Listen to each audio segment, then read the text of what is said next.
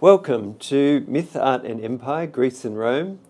This is the presentation regarding Assessment 1, Document Analysis. Okay, let's get into your task. So your task is to read Homer's Odyssey, Book 10, at these line numbers. Compare the actions and words of Odysseus in this passage to lines previously stated in the book.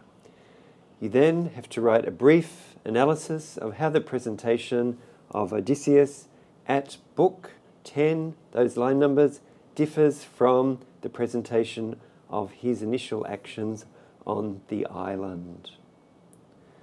Okay, so some parameters for the task. So you need to pay particular attention to Odysseus's interactions with others in Book 10 at those line numbers, and then consider what do these interactions suggest about the motivation of the hero and the qualities that allow him to succeed. Okay, so some more guidelines about the task.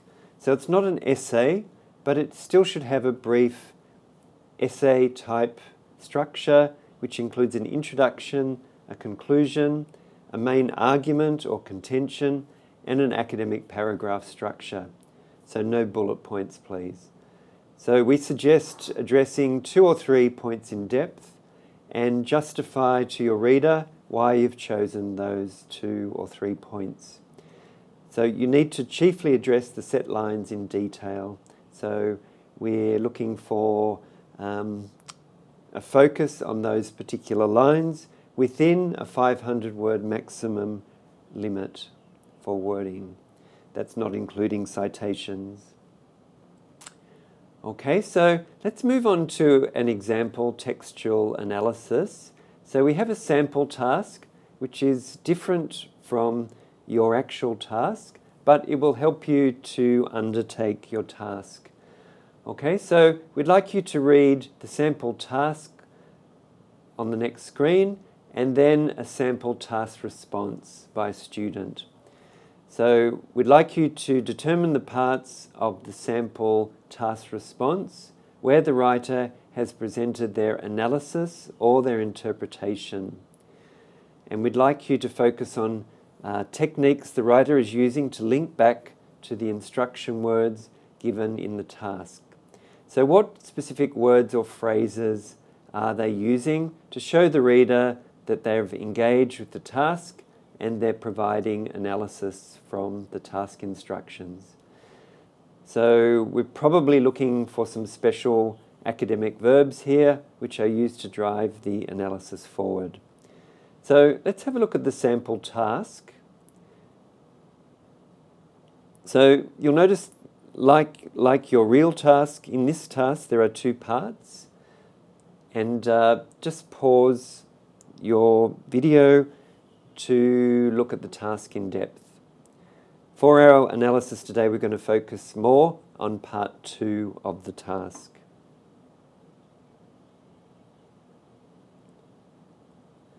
Okay, so this is the sample task response written by a student in response to the task. So I'd like you to think about 2 main things here. So we're looking for words, phrases, even sentences that provide analysis and interpretation. And we're also interested in language that the writer is using, particularly verbs, to drive that analysis forward. So spend maybe 1 or 2 minutes on this, highlighting those 2 parts of the text.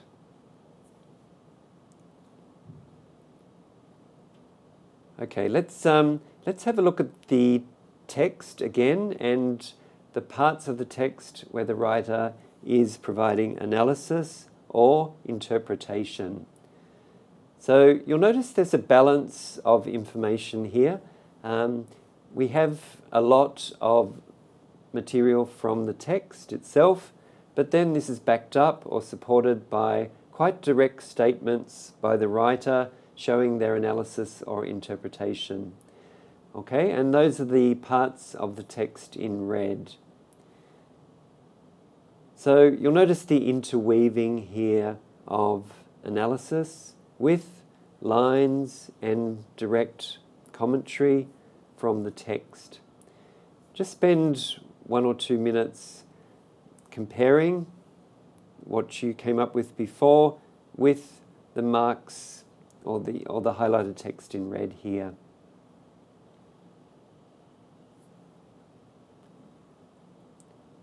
Okay, let's move on to the special verbs that the writer has used to show their analysis or interpretation. So we have some specialized verbs here. So these are good to use to show the reader that you've really engaged with the text and you're connecting very closely with the task. Okay, so the verbs the writer has used here: expressed, presented, sees, which is maybe a more general verb, casts, reveals, recognizes, vocalized, and suggests. Okay, so these are all weightier academic verbs that tell the reader, yes, I'm showing you something here from the text, which is not obvious from a direct reading. This is my way of including my voice, my ideas into the writing.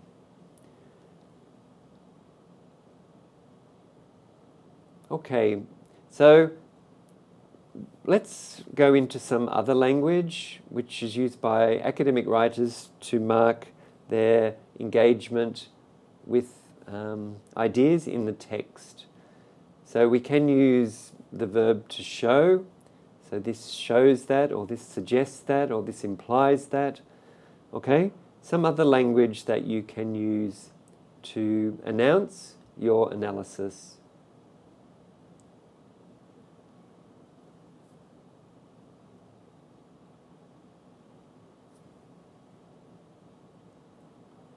Okay, use this language. So it moves your writing from more of a descriptive level to a much more interpretive level. And this is seen as a good thing in academic writing, particularly as we get to more advanced academic writing. And it gives you a much stronger voice as the writer. So you have the evidence, and then you're building on the evidence with your writer's voice. A couple of final points to note. Go back to the question. Make sure you're answering the question. Okay, so we need relevant information to the question. Okay, you need to demonstrate your understanding of the text. So this is where we talk about the balance between textual information, stuff from the text, and your analysis. Okay, so we prefer the analysis rather than description, and we're asking you to not over or under quote. So we might have some quotes within your text, but they'll be integrated, so they probably won't be standalone quotes. They'll be inside the sentences that you write. And we advise that you proofread your work carefully the day before it's due, or at least the day before. Okay, if you need further help with your assignment or any other writing or academic skills needs, come and see us at Academic Skills. We offer individual appointments. They're usually 25 minutes. Okay, we have some online resources. You're using one today, and we offer workshops and courses on different areas in academic skills. And lastly, good luck and happy writing.